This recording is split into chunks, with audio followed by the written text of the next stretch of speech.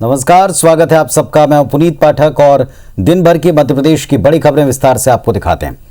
देश के रक्षा मंत्री राजनाथ सिंह ने आज मध्य प्रदेश में जलाभिषेकम कार्यक्रम के तहत 2073 करोड़ 72 लाख रुपए की लागत से बनी 57,653 जल संरचनाओं का वर्चुअली लोकार्पण किया। इसमें तालाब, सार्वजनिक कूप, प्राचीन बावड़ियों की मरम्मत, स्टॉप डैम, चेक डैम शामिल हैं। इनका निर्माण मनरेगा, कृषि सिंचाई योजना, वाटरशेड और ग्रामीण यांत्रिकी सेवा के तहत किया गया। कार्यक्रम में केंद्रीय कृषि मंत्री नरेंद्र सिंह तोमर वर्चुअली शामिल हुए। मुख्य कार्यक्रम भोपाल के मिंटो हॉल में हुआ, जहां मुख्यमंत्री शिवराज सिंह चौहान के साथ मंत्री गोपाल भार्गव, बृजेंद्र सिंह यादव, ओपीएस भदौरिया मंच पर मौजूद रहे। सीएम शिवराज सिंह ने सागर, मुरैना, छिंदवाड़ा जिले में जल संरचना स्थल पर मौजूद ग्रामीणों से सीधा संवाद भी किया।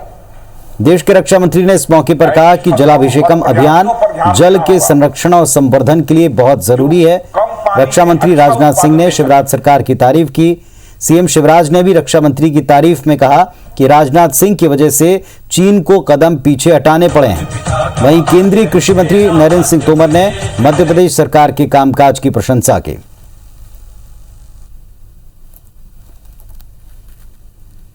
और मैंने देखा है केंद्र सरकार की चाहे कोई योजना हो, आपके मुख्यमंत्री श्री शिवराज सिंह जी चौहान ने अपने राज्य में बहुत ही प्रभावी तरीके से उसे लागू किया है।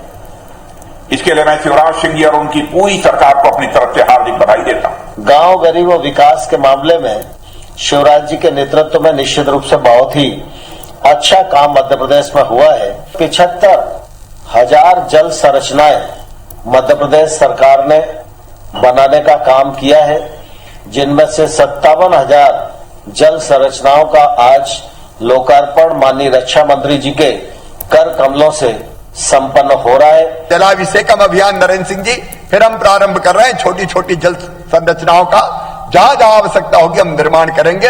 और विशेष रूप से मैं फिर अभिनंदन करता हूं भारत के रक्षा मंत्री आदरणीय राजनाथ सिंह जी का। आज संसद में उन्होंने जो बयान दिया है, भारत की 1 इंच जमीन पर चीन का कोई ताकत कब्जा नहीं कर पाएगी। चीन को वापस जाना पड़ा है, वापस लौटना पड़ा है। मुख्यमंत्री शिवराज सिंह चौहान ने भोपाल और इंदौर की मेट्रो की कार्य प्रगति को लेकर एक समीक्षा बैठक की, जिसमें दोनों शहरों में मेट्रो के काम में तेजी लाने और तय वक्त पर काम पूरा करने का निर्देश दिया है। भोपाल मेट्रो के तहत एम्स से सुभाष नगर तक का काम अगस्त 2023 तक, सुभाष नगर से करौन चौराहे तक का काम दिसंबर 2024 तक और भदभदा चौराहे से रत्नागिरी तिराहे तक का काम 2024 में ही पूरा करना है। इसी तरह इंदौर मेट्रो के तहत गांधीनगर से मुमताज बाग तक का कार्य अगस्त 2023 तक, मुमताज बाग से रेलवे स्टेशन तक का कार्य जुलाई 2024 तक और गांधीनगर से रेलवे स्टेशन तक का कार्य दिसंबर 2024 तक पूरे किए जाने का लक्ष्य है। बैठक में नगरीय प्रशासन राज्य मंत्री ओपीएस भदौरिया, मुख्य सचिव इकबाल सिंह बैस मौजूद रहे।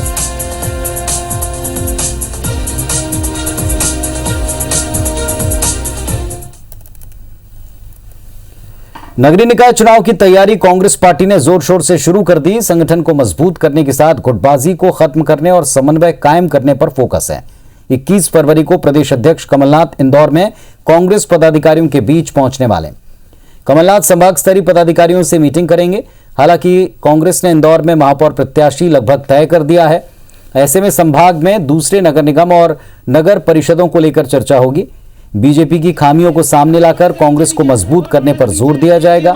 कमलनाथ के दौरे और संभाग स्तर की बैठकों को लेकर 21 फरवरी को बड़ी संख्या में दावेदारों को आने के लिए कहा है, ताकि उनकी परेशानी प्रदेश के बड़े नेताओं के सामने आ पाए, दावेदारों के बीच में एक राय कायम हो पाए। इंदौर का कद बड़ा है, मेरा कद बहुत छोटा है। समन्वय समिति के अध्यक्ष श्रीमती सुश्री विजय लक्ष्मी साधु जी रहेगी और सज्जन सिंह वर्मा जी और हमारे इंदौर के समस्त विधायक और समस्त जो समन्वय समिति के सदस्य और कार्यकर्तागण उसमें उपस्थित रहेंगे। यहाँ पर हमारा विचार विमर्श होगा। उसके बाद 21 तारीख को प्रदेश अध्यक्ष आदरणीय श्री कमलनाथ जी इंदौर आ रहे हैं। एक संभागीय कार्यकर्ता सम्मेलन भी 21 तारीख को होने जा रहा है। इंदौर में कांग्रेस का जिला कार्यकर्ता सम्मेलन गुटबाजी, हंगामे और अनुशासनहीनता की भेंट चढ़ गया। वैसे तो यह आयोजन नगरीय निकाय चुनाव के मद्देनजर पार्टी को मजबूत करने, गुटबाजी को खत्म करने और दावेदारों के बीच में समन्वय कायम करने के मकसद से किया गया, लेकिन दावेदारों ने यहां जमकर शक्ति प्रदर्शन कर डाला। मंच पर बैठने के लिए आपस में भिड़ गए। बड़ी मुश्किल से दावेदारों को शांत किया गया। विधानसभा क्रमांक 2 के कांग्रेसी नेता चिंटू चौकसी ने मंच पर बगावत कर दी। उन्होंने कहा कि जब कार्यकर्ताओं की भीड़ लाने की बात होती है तो उनको याद करते हैं, लेकिन पद देने के नाम पर सब पीछे हट जाते हैं। इधर कांग्रेस के बड़े नेताओं ने अपने संबोधन के जरिए माहौल को ठीक करने का प्रयास किया। सभी कार्यकर्ताओं को एकजुट होकर निकाय चुनाव लड़ने की बात कही। मंच से महापौर पद के प्रत्याशी के तौर पर विधायक संजय शुक्ला के नाम की घोषणा की गई। कांग्रेस की इस स्थिति पर बीजेपी ने तंज कसा है। कि हम तन कांग्रेसी मन जाए, मर जाए तो कफन कांग्रेसी, लेकिन हमें हमारे परीक्षा मत लो कि हमको घर बैठना पड़े। ये मेरा प्रत्याशी कांग्रेस का बहुत ही मिलनसार, बहुत सूझबूझ वाला, इंदौर में उसकी एक अलग छवि है। बीजेपी को प्रत्याशी मिल नहीं रहा है, कांग्रेस ने बहुत पहले प्रत्याशी घोषित कर दिया। संजय शुक्ला हमारा ये महापौर का प्रत्याशी है। ये संजय शुक्ला इंदौर की जनता की आवाज है। मैं कांग्रेस का कार्यकर्ता हूँ। जब भी मुझे टिकट दिया मैं पूरी ताकत से चुना रहा हूँ, मतलब पार्षद का हो या विधानसभा का हो। अब मुझे मेयर का टिकट दिया, मैं पूरी ताकत से लड़ूंगा। जिस कांग्रेस की देश के अंदर ऐसी स्थिति थी कि एक समय ये माना जाता था कि जो देशभक्त है वो कांग्रेसी है, आज उस कांग्रेस की ऐसी स्थिति क्या हुई, इसका अगर चिंतन करके ठीक करेंगे तो उसमें हमको कोई तकलीफ नहीं है।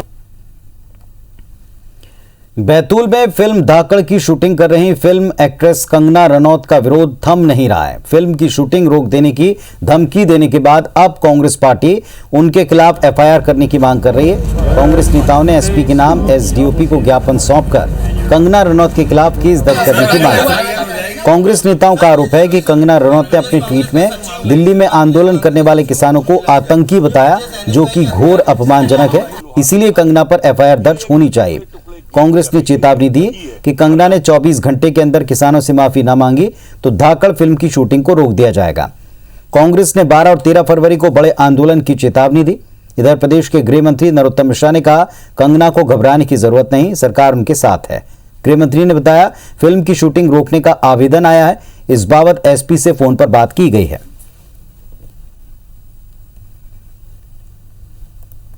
हम तो विरोध करेंगे। हमारे किसान भाइयों का अपमान हुआ है तो कांग्रेस हमेशा किसान भाइयों के साथ है और लगातार कांग्रेस किसान भाइयों के पक्ष में जिले में आंदोलन कर रही है। और कंगना ने जो हमारे किसान भाइयों का अपमान किया है, हम तो विरोध करेंगे।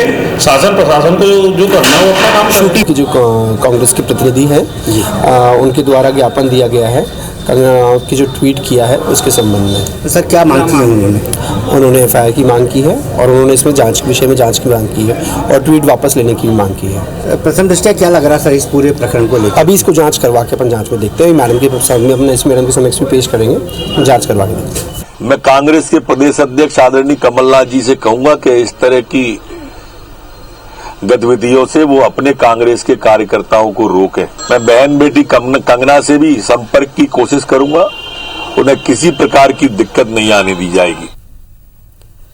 हमारे सहयोगी सुधीर दंडोतिया भोपाल से हमारे साथ में जुड़ रहे हैं, सीधे उनका रुख करते हैं। सुधीर, कंगना रनौत और विवाद एक दूसरे के साथ हमेशा जुड़ते दिखते हैं और हाल के दिनों में तो ऐसा काफी ज्यादा दिखाई पड़ा है। अब इस विवाद, क्या इसमें जबरन अपनी मौजूदगी दर्ज की जा रही है या सीरियस बातें हैं जो सामने आई? देखिए बिल्कुल पुनीत, अगर बात किया तो निश्चित तौर पर कहीं ना कहीं कंगना रनौत और विवाद का एक पुराना नाता रहा है। पर लेकिन मध्य प्रदेश के अंदर अगर बात करें तो बैतूल के अंदर कंगना रनौत की फिल्म धाकड़ की शूटिंग चल रही है और हाल ही के दिनों में किसान आंदोलन को लेकर जिस तरीके के बयान, जिस तरीके के ट्वीट कंगना रनौत ने किए थे, उसको लेकर कांग्रेस की नाराजगी थी और साफ तौर पर किसानों को लेकर चाहे चीन के एजेंट बताने की बात हो या फिर आतंकवादी कांग्रेस के आंदोलन में, किसानों के आंदोलन में शामिल होने की बात हो, इन तमाम जो ट्वीट थे इसको लेकर नाराजगी कांग्रेस ने जाहिर की और कंगना रनौत की शूटिंग को लेकर सीधे तौर पर चेतावनी दी है कि 12 और 13 तारीख तक अगर कंगना रनौत को माफी नहीं मांगती है तो उनकी फिल्म की शूटिंग रोकी जाएगी। हालांकि पुलिस को जो ज्ञापन जो दिया गया है कांग्रेस के कार्यकर्ताओं की ओर से, इस पूरे मामले पर पुलिस ने संज्ञान लिया है और जो पुलिस के जो अधिकारी हैं उनका साफ तौर पर कहना है कि वरिष्ठ अधिकारियों के बाद ही इस पूरे मामले पर निर्णय लिया जाएगा कि कंगना रनौत के खिलाफ एफआईआर दर्ज की जाए या ना दर्ज की जाए, जो बात मांग कांग्रेस के कार्यकर्ताओं के द्वारा की जा रही है। हालांकि प्रदेश सरकार के गृह मंत्री नरोत्तम मिश्रा ने बिल्कुल स्पष्ट किया है इस पूरे मामले पर और सियासी रंग अब इस पूरे मांग पर, कांग्रेस के इस पूरे एफआईआर दर्ज करने की मांग पर कहीं ना कहीं चढ़ता हुआ नजर आ रहा है। नरोत्तम मिश्रा ने साफ किया है कि कंगना रनौत की शूटिंग जो है वो जारी रहेगी। वो खुद इस पूरे मामले पर कंगना रनौत से बात करेंगे और उनको सुरक्षा को लेकर भी कहीं ना कहीं आश्वासन देने की बात प्रदेश सरकार की ओर से कही गई है। पर इस पूरे मामले पर एफआईआर से ज्यादा सियासत ज्यादा हावी नजर आ रही है पुनीत, क्योंकि जब से महाराष्ट्र के अंदर एनसीपी शिवसेना गठबंधन की सरकार बनी है तब से पूरे देश के मीडिया के अंदर, या कहना चाहिए कि बीजेपी की ओर से ज्यादा इस पूरी सरकार के खिलाफ मुखरता के साथ में कंगना रनौत ने अपनी आवाज को बुलंद किया है। लिहाजा कांग्रेस विरोधी या फिर जो बीजेपी के खिलाफ इकट्ठा होने वाले जो दल है उनके खिलाफ बोलने में कंगना रनौत ने जिस तरीके से बयानबाजी की थी उसको लेकर वो हमेशा सुर्खियों में बनी रही है। और मध्य प्रदेश के अंदर जब उनकी फिल्म की शूटिंग हुई है और किसानों को लेकर उनके बयान सामने निकल कर आए हैं तो कांग्रेस के कार्यकर्ताओं को ये लगता है कि अगर यही समय है उनके विरोध का मध्य प्रदेश में उपस्थिति अगर वो दर्ज कराना चाहती है तो कांग्रेस भी कम से कम उनके विरोध के जरिए उपस्थिति दर्ज कराए। हालांकि इस पूरे मामले पर पुलिस को फैसला लेना है। फिलहाल पुलिस ने आवेदन स्वीकार किया और देखना होगा इस आवेदन के बाद में क्या कुछ कार्रवाई पुलिस की ओर से की जाती है। बाकी तो क्या वाकई एफआईआर होगी या ये सिर्फ आगे जाकर एक सियासी विरोध का शिगुफा साबित होगा, ये पता चलेगा। क्या पुलिस इस पर एक्शन लेती है। शुक्रिया आपका इस पूरी जानकारी के लिए। विदिशा के पीपलखेड़ा में किसान महापंचायत का आयोजन किया गया, जहां चाचौड़ा से विधायक और पूर्व मुख्यमंत्री दिग्विजय सिंह के छोटे भाई लक्ष्मण सिंह ने ज्योतिरादित्य सिंधिया पर निशाना साधा। उन्होंने कहा कि जिस व्यक्ति ने न खेत देखे न खलिहान, ऐसे व्यक्ति को संसद में कृषि कानून के विषय को समझाने के लिए बीजेपी ने अवसर दिया। वहीं कृषि कानून को लेकर उन्होंने शिवराज सिंह चौहान पर जुबानी हमला बोला। कहा मुख्यमंत्री भी जानते हैं कानून गलत है लेकिन कह नहीं पा रहे। शिवराज सिंह जी को एक सुझाव है कि वो नरेंद्र मोदी जी से कहें कि जल्दी से जल्दी ये कानून वापस लें और ये आंदोलन समाप्त कराएं। गृह मंत्री अमित शाह ने पश्चिम बंगाल में कहा कि मोदी जी ने एक योजना बनाई है कि हर गरीब के घर में अगर कोई बीमार पड़ता है तो 5 लाख तक का सारा खर्च मोदी सरकार उठाएगी, लेकिन योजना आपको नहीं मिल पा रही क्योंकि ममता दीदी को योजना पसंद नहीं। मैं ममता से कहना चाहता हूं कि आप मई के बाद हमको रोक नहीं पाएंगी क्योंकि आप मुख्यमंत्री ही नहीं रहेंगी। प्रधानमंत्री मोदी ने कहा कि देश इतने सकारात्मक बदलाव से गुजर रहा है जिसके बाद भारतीयों का गर्व से सीना चौड़ा होता है। हमें गर्व है महापुरुषों के सपने को पूरा कर रहे हैं। हमारी विचारधारा देशभक्ति से प्रेरित है, देश हित में है। राजनीति भी राष्ट्रनीति को सर्वोपरि रखने वाली है। उत्तराखंड ग्लेशियर हादसे में अब भी 204 लोग लापता हैं। अब तक 35 लोगों के शव बरामद हो चुके हैं, 10 की पहचान हो पाई है। आईटीबीपी की डीआईजी अपर्णा कुमार ने बताया कि सुरंग में बचाव कार्य में अब कोई बाधा नहीं, जेसीबी लगातार काम कर पा रही है, मलबा आसानी से निकाला जा रहा है।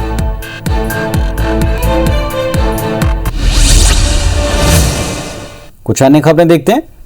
धर्म स्वातंत्र कानून को लेकर जनवरी से लेकर अब तक 23 मामले दर्ज किए गए। सबसे ज्यादा भोपाल संभाग में 7 केस दर्ज हुए। ये जानकारी खुद प्रदेश के गृह मंत्री नरोत्तम मिश्रा ने दी। गृह मंत्री ने कहा कुछ ताकतें इस तरह का काम कर रही थीं जिसे रोकने के लिए सरकार ये कानून लेकर आए। वहीं अभिनेत्री कंगना रनौत को मिली धमकी पर गृह मंत्री ने कहा कि वो कंगना से बात करेंगे। कहा कि कंगना को घबराने की जरूरत नहीं, मध्य प्रदेश सरकार उनके साथ है। धर्म स्वातंत्र विधेयक के 23 प्रकरण जनवरी में रजिस्टर्ड हुए। सर्वाधिक भोपाल संभाग में 7 धर्म स्वातंत्र विधेयक लव जिहाद के प्रदेश के अंदर पंजीबद्ध हुए। मध्य प्रदेश में असहाय, बेसहारा और बीमार बुजुर्गों को अब सरकार खुद घर जाकर राशन पहुंचाएगी। सीएम शिवराज के निर्देश पर पंडित दीनदयाल उपाध्याय की पुण्यतिथि के मौके पर मुख्यमंत्री आशीर्वाद योजना लागू की गई। इंदौर में बीजेपी विधायक रमेश मेंदोला ने 4 बुजुर्गों के घर जाकर राशन देकर प्रतीकात्मक तौर पर इस योजना की शुरुआत कर दी। घर बैठे राशन पाकर बुजुर्ग खुश नजर आए। पिछले दिनों इंदौर में गरीब बुजुर्गों के साथ अमानवीय बर्ताव की तस्वीरें दिखी थीं, जिसके बाद से सरकार और प्रशासन लगातार सजग और संवेदनशील है। अब आशीर्वाद योजना के तहत बुजुर्ग अपना राशन लेने राशन दुकानों तक अगर नहीं जा पाएंगे तो घर उनके राशन पहुंचाया जाएगा। इंदौर में 563 राशन दुकानें हैं, जहां तकरीबन 2,74,000 हितग्राही हैं। आज पंडित दीनदयाल जी उपाध्याय जी का बलिदान दिवस है। उस अवसर पर हमारे प्रदेश के माननीय मुख्यमंत्री श्री शिवराज सिंह चौहान ने एक नई योजना प्रारंभ की है कि जो भी बुजुर्ग है, बीमार है, असहाय है, दिव्यांग है, उनको कंट्रोल तक नहीं जाना पड़े और उनको घर पर जाकर उनको ये राशन उपलब्ध कराया जाए। जो दिव्यांग लोग हैं हमारे और जो असहाय बुजुर्ग हैं जो कि जा नहीं पाते, जैसा अभी माननीय विधायक जी ने बताया है, माननीय मुख्यमंत्री जी की ये मंशा रही है इसके पीछे कि ये लोग नहीं जा पाते हैं राशन की दुकान तक और कई बार उन्हें भूखा भी रहना पड़ता है, और जबकि वो उनकी हकदारी बनती है, उन्हें राशन तो हमें देना है, तो हम क्यों ना ऐसा करें कि उनके घर ले जाके राशन दें। हमें दुकान जाने की ज़रूरत नहीं, जाने की बनती नहीं थी, वैसे जाते ऑटो से जाते थे। उन्होंने कहा कि अब सामान आपके घर पे ही आएगा। जबलपुर में सियासत के लंबे दौर के बाद भी नर्मदा नदी की तस्वीर नहीं बदलती। भले ही नर्मदा को स्वच्छ बनाने के अनगिनत वायदे हो चुके हों, लेकिन हकीकत बड़ी बदसूरत है। 19 फरवरी को आ रही नर्मदा जयंती से पहले नदी में गंदे नालों के मिलने का मुद्दा फिर गर्मा गया। जबलपुर से बरगी सीट से कांग्रेस विधायक संजय यादव ने भाजपा सरकार पर जन भावनाओं से खिलवाड़ के आरोप लगाए। विधायक संजय यादव का कहना है उनके निर्वाचन क्षेत्र के घाना में भी नर्मदा नदी में एक नाला मिलता है, लंबी मांग के बावजूद भी उसको रोका नहीं गया है। संजय यादव ने 19 फरवरी को नर्मदा जयंती पर नाला मिलने के स्थान पर ही अनशन करने का ऐलान कर दिया। इधर भाजपा प्रवक्ताओं का दावा है कि सीएम शिवराज नर्मदा में सीवर ट्रीटमेंट लगाने का काम करेंगे। भाजपा ने पलटवार करते हुए कहा कि नर्मदा में गंदे नाले शासनकाल, जो कांग्रेस का शासनकाल था, तब से ही मिल रहे हैं, लिहाजा वो इस पर सियासत न करें।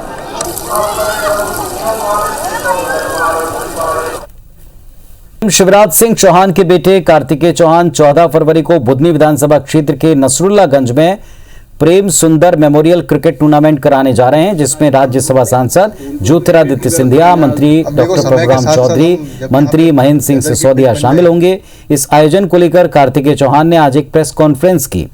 टूर्नामेंट में 16 टीमें हिस्सा लेंगी। प्रथम पुरस्कार 1,51,000 रुपए, दूसरा इनाम 1 लाख रुपए और तीसरा 51,000 रुपए रखा गया। साथ ही क्षेत्र की 215 टीमों को क्रिकेट किट दी जाएगी। कार्तिकेय चौहान खेलों को बढ़ावा देने के लिए अपने दादा दादी की याद में क्रिकेट टूर्नामेंट कराने जा रहे हैं। इसके अलावा खेलों को बढ़ावा देने और युवाओं को रोजगार देने के लिए सेज यूनिवर्सिटी की ओर से भी युवाओं के लिए स्वरोजगार मुखी विषय पर एक चर्चा की गई। 14 तारीख को राज्यसभा सांसद आदरणीय ज्योतिरादित्य सिंधिया जी इस कार्यक्रम का शुभारंभ करने आएंगे। सभी क्षेत्र के विशेषकर युवाओं से कहना चाहूंगा कि आगे आइए, शिक्षा का लाभ आप इस आयोजन के माध्यम से लीजिए, रोजगार का लाभ आप इस आयोजन के माध्यम से लीजिए। एक विश्व स्तरीय, आपको मैं निराश नहीं करूंगा, विश्व स्तरीय आयोजन क्रिकेट का जैसे आईपीएल होता है उससे कम हम बिल्कुल नहीं होने देंगे। विश्व स्तरीय आयोजन हम अपनी क्षेत्र की धरती पर करेंगे। तो इस बुलेटिन में फिलहाल इतना ही। तमाम खबरों अपडेट्स के लिए आप देखते रहिए IBC 24। नमस्कार।